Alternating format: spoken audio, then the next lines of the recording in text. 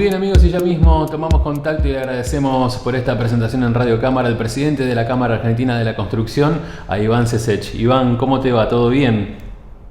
¿Qué tal? ¿Cómo les va? Saludos a toda la audiencia. Bueno, es un gusto poder saludarte en esta ocasión, en esta nueva edición de Radio Cámara, ante una circunstancia tal vez un poco más compleja y en una situación en la cual, bueno, quizás unos meses antes hubiera sido otra conversación, pero hoy todo está centrado especialmente en lo que es la presencia del COVID-19 en este contexto de pandemia mundial, en donde, bueno, el ámbito de la construcción ha sido seguramente uno de los más afectados. ¿Podés darnos un pantallazo de en dónde estamos parados en este momento? Sí, para entender dónde estamos hoy, tenemos que ver también desde dónde venimos. Nosotros estamos ya hace 24 meses en caída consecutiva mensual del sector, es decir, venimos decreciendo de manera permanente, venimos perdiendo empleo. Para que tengas una idea, en 2015 nosotros teníamos alrededor de 450.000 trabajadores en la industria de la construcción. El último dato del IERIC, que es previo a la pandemia, da un número de 334.000 trabajadores, es decir, que antes de la pandemia ya habíamos perdido en los últimos años 116.000 puestos de trabajo. Sabemos ya básicamente que los datos de marzo son muy negativos, alrededor de 20.000 puestos de trabajo menos. Entendemos que abril no va a ser mejor que marzo, con lo cual la realidad es que venimos en un tobogán de caída de actividad del sector, que esta pandemia básicamente hizo, de alguna manera, fue un golpe de gracia para la situación que ya veníamos teniendo en el sector. Y bueno, y de a poco empezamos ahora en este escenario. Primero nos concentramos básicamente en las ayudas fiscales, en tratar de gestionar los ATP para las empresas, en justamente tratar de ampliar las actividades. Originalmente nosotros estuvimos incluidos, pero parcialmente. Hicimos una encuesta, vimos esa situación, planteamos justamente la apertura de las actividades de los códigos de AFIP para incluir a mayor empresas socias, y bueno, eso generó que la gran mayoría de las empresas del sector, por supuesto hay excepciones, estén incluidas en las ayudas, y básicamente estamos día a día tratando de generar mayor actividad en los diferentes lugares del país, ¿no? Hay provincias, bueno, de hecho tuvimos nosotros hace un mes y medio ya, quizás, no sé si tanto, pero una reunión con el presidente en donde le planteamos la necesidad de algunas provincias de volver a tener actividad privada, obra privada. Eso se logró. Hubo 9 provincias que dieron el primer paso y después se fueron sumando otras. Y hoy básicamente se trata de situaciones en función de la localía, ¿no? Exacto. De ver qué pasa en cada municipio prácticamente, a excepción de los grandes centros urbanos y de lo que es el AMBA, lo que es la capital federal y el primer cordón metropolitano, ¿no? Cuando hablamos del AMBA, bueno, y creo que es el gran eje en este contexto, porque la mayoría de la actividad o gran parte de la actividad del país se encuentra en Capital Federal y en el Gran Buenos Aires. No sé si tenemos tal vez un porcentaje, pero para entender un poco los datos y la información, ¿cuánto de la construcción se encuentra en este AMBA en contraparte con el resto de la Argentina? Y mirá, alrededor del 30%, ¿no? 30 o 40%, medido en función de la cantidad de trabajadores, que es básicamente nuestro termómetro, ¿no? La realidad es que es muy grande el impacto que tiene el no poder trabajar dentro de lo que es el AMBA. También entendemos, por supuesto, las cuestiones sanitarias, pero creemos que hay situaciones de obras, por ejemplo, obras industriales, en donde son grandes extensiones, poca mano de obra, básicamente mucho equipo, y que también son muy necesarias para las industrias que están empezando justamente a producir, y que podría dar una buena actividad económica y sin ningún tipo de riesgo sanitario. Claro. Digamos, hoy es más peligroso ir a un supermercado que a una obra de ese tipo y que muchísimas otras obras, ¿no? El tema es el transporte público, básicamente, y nosotros estamos siempre ofreciendo alternativas al no uso del transporte público. Creo que eso es algo que, digamos, en cada una de las obras y en cada uno de los distritos se puede ir eh, manejando, por supuesto, con la responsabilidad que el caso merece, ¿no? Y con Bueno, los protocolos, que de hecho son los protocolos que fuimos el primer sector que justamente trabajó en conjunto con el gremio y logró un protocolo sanitario para el trabajo en obras, para el traslado de la gente también, en función de no tener que llegar justamente a la obra el día que se pongan en marcha y debatir ahí qué era lo que teníamos que hacer. Como todos sabemos, eso genera costos enormes, entonces el protocolo fue una excelente gestión que logramos con el gremio para justamente facilitar el regreso a la obra. bueno, ha sido una de las tal vez herramientas más importantes que se han podido establecer, ¿no? Desde la Cámara, este tipo de protocolos para que la actividad inicie lo más pronto posible. Y lo que vos mencionabas, más allá de hablar del AMBA, hay provincias como por ejemplo, y ayer lo estábamos mirando en información, en Entre Ríos hace días que no aparecen casos de coronavirus, es decir, hay muchas zonas de la Argentina que podrían ya estar activadas para que la construcción se mueva y esto generar tal vez una caída económica menor. Absolutamente. De todas maneras, en la mayoría de las provincias en donde eso ocurre, donde no hay casos, prácticamente la actividad está habilitada. ¿Me explico? Sí, sí. Eh, Ahí empiezan a haber otros factores que ya venían desde antes de la pandemia y que hacen que la pandemia, más allá de dejarte trabajar, generen otro tipo de situaciones que tienen que ver con lo económico. Claro. Digamos, hay muchas obras que dependen justamente de la economía para volver a arrancar, porque, qué sé yo, fideicomisos al costo, que quizás quienes deberían aportar cuotas para seguir adelante están más complicados.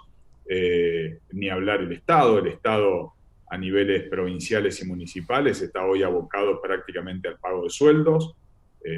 Normalmente ya era difícil que un Estado, digo, en todos los niveles, mire de alguna manera con responsabilidad, para decirlo de alguna forma, la inversión pública y no siempre dejarla para ver qué es lo que sobra para hacer inversión pública. Y bueno, hoy tenemos, adicionalmente a esa situación que ya venía de antes, una situación en donde se les han disminuido los recursos fiscales, con lo cual están abocados al pago de salarios y no justamente a la inversión pública, ¿no? Eso lo estamos viendo. Ayer hicimos una reunión de consejo ejecutivo de la Cámara en donde todas las provincias dieron su situación o brindaron, digamos, detalles de su situación. Y hoy se mezclan las dos, ¿no? Los problemas que tienen que ver con la pandemia Claro. y adicionalmente los problemas que a causa también de la pandemia tienen fiscalmente las provincias, que impiden el pago de las obras y obviamente la actividad. Iván, bueno, vos lo mencionabas, prácticamente un mes, poquito más, tuviste un encuentro importante en la Quinta de Olivos, estuviste con el presidente de la Nación y entendemos que esta es una situación tan dinámica que es probable que vuelvas a tener nuevo encuentro con lo que refiere al Poder Ejecutivo y la actividad, en este caso para poder plantear nuevas propuestas y que la situación se active más rápido. Mira, nosotros tuvimos en los últimos 2 meses 3 reuniones en Olivos, ¿no? Una en la que fuimos directamente como sector a charlar los problemas puntuales, todo esto que tenía que ver con las ayudas fiscales y la situación angustiante en la que estábamos, en la cual tuvimos una excelente recepción y también nos dejaron muy en claro la importancia que por lo pronto a nivel nacional le dan a la inversión pública y que se ve reflejada obviamente en hechos en estos primeros meses de gobierno, tanto en generar un ministerio de obras públicas como un ministerio de vivienda. Eso ya de hecho habla por sí de la importancia que se le da al tema, y adicionalmente por empezar a ejecutar presupuesto y disminuir la deuda que había quedado del gobierno anterior, y básicamente poner en marcha las obras. Eso en obras públicas se está gestionando, se está dialogando permanentemente con los ministros, tanto el de Obras Públicas, Gabriel Catopodis, como la ministra de Hábitat, María Eugenia Bielsa. En ambos casos tenemos un diálogo permanente. Digamos que todos los problemas los tratamos en la diaria, no necesariamente tenemos que esperar a una reunión con el presidente, ni mucho menos. Lo que sí tienen en claro es que la inversión en la inversión pública, ya sea en infraestructura, en vivienda, genera un crecimiento de la economía mucho más multiplicador, digamos, de otras actividades, y ni hablar de comparado con los subsidios directos, es decir, una inversión de un 1% del PBI en inversión pública genera un crecimiento del mismo PBI del 4,2%. En cambio, si a ese 1% lo invertimos en subsidios directos a las personas, el crecimiento de la economía es un 1%, para que tengas una idea de la importancia que tiene el efecto multiplicador de nuestra actividad. Obviamente que eso es lo que nosotros tratamos de siempre dejar en claro en cada una de las reuniones que tenemos, tanto con el gobierno como también en las posibilidades que tenemos con los medios de comunicación, porque es importante justamente visualizarnos como sector dinámico y que va a ser el sector que seguramente, como en todo el mundo, se va a apalancar el crecimiento, el nuevo crecimiento de la economía, ¿no? ¿Y cómo lo ves, Iván, en el tiempo inmediato? Porque imagino que esto es una incertidumbre para todos, pero desean que esa multiplicación de la inversión que se pueda llegar a hacer, tal vez a través del Estado, se dé lo más pronto posible. ¿Cómo ves el horizonte en lo inmediato, al menos para este año 2020, que ya está entrando en su segunda mitad en breve? Mira, yo lo veo con esperanza, ¿no? Por supuesto que dependemos mucho de que el tema de la pandemia ceda, ¿no? Y pase el pico y ya tengamos una nueva normalidad, que por supuesto va a tener sus diferencias con la normalidad anterior, pero básicamente en que se puedan empezar a ordenar las cuentas públicas, que terminemos con la renegociación de la deuda, esto es fundamental. Saber cómo termina, digamos, si termina de manera exitosa, nos puede dar justamente la posibilidad de ordenar con certidumbre estas cuentas fiscales y darle la importancia que la inversión pública necesita y todos básicamente manejarnos con un presupuesto, en fin, con el orden que necesitamos para hacer las cosas, con la previsibilidad, con la certeza. Entendemos que hoy es un momento muy complejo, pero que diariamente estamos bregando por llegar a un escenario justamente de orden, de poder organizarnos para trabajar tranquilos, ¿no? ¿Crees en una vuelta en el sentido que te lo voy a preguntar? ¿Viene una nueva normalidad o crees que en algún momento vamos a estar como tal vez estábamos en la etapa anterior? Es decir, ¿esta pandemia nos va a dejar una nueva modalidad de trabajo para siempre? ¿Va a ser algo momentáneo? ¿Cómo lo visibilizás vos? Y si tal vez crees que nos puede dejar algún tipo de enseñanza, entre comillas. Yo creo que sí, que la nueva normalidad no va a ser igual a la anterior. Por supuesto, va a haber muchas cosas que no van a ser esta normalidad que estamos teniendo hoy, ¿no? O anormalidad. Pero hay muchas cosas, muchos cambios que de alguna manera van a seguir adelante, sobre todo con el aumento del uso de la tecnología.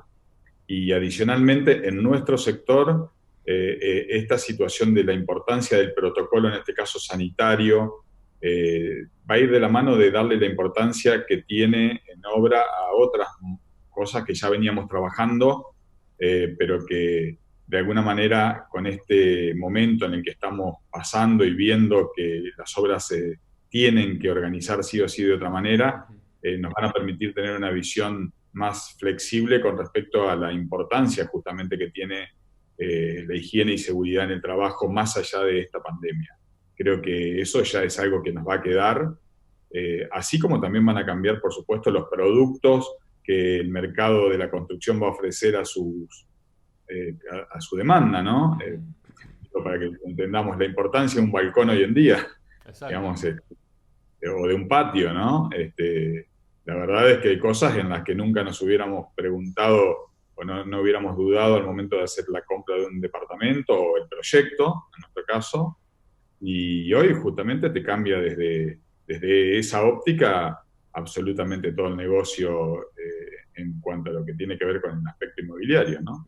Claramente, a ver, nunca hemos estado preparados para una cuarentena en líneas generales, pero a aquellos que les toca vivir en ambientes un poco más reducidos, a futuro, bueno, esto genera un impacto en el modo, ¿no?, de visibilizar cómo vamos a diseñar y desarrollar nuevas construcciones.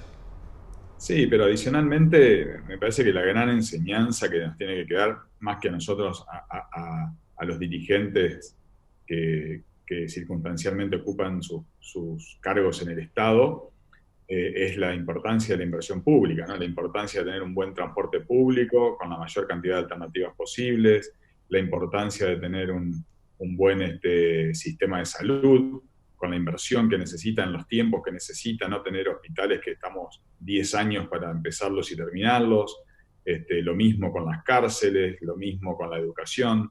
La inversión pública básicamente tiene que ser el retorno básicamente o digamos, de la inversión, el retorno de la inversión que hace la gente al pagar un impuesto, ¿no? Totalmente, totalmente. Iván, bueno, la verdad nos encantaría poder conversar nuevamente. Ojalá que en la próxima edición que nos encuentre sea en vivo, aquí, sin barbijos de por medio, tal vez con otros protocolos, pero bueno, vamos a tener que esperar un poco para que eso se dé. Mientras tanto, la tecnología nos ayuda para poder tener de primera mano tu palabra como presidente de la Cámara Argentina de la Construcción. Así que te dejamos tranquilo porque obviamente las actividades siguen y te agradecemos muchísimo por esta participación. Al contrario, muchísimas gracias. Bueno, les deseo que sigan trabajando como lo hacen, llegando a todo el público que sigue Radio Cámara, sobre todo en este momento tan particular en donde necesitamos la mayor cantidad de información posible. Así Claro. que, bueno, gracias por la invitación. Gran abrazo, Iván, hasta la próxima.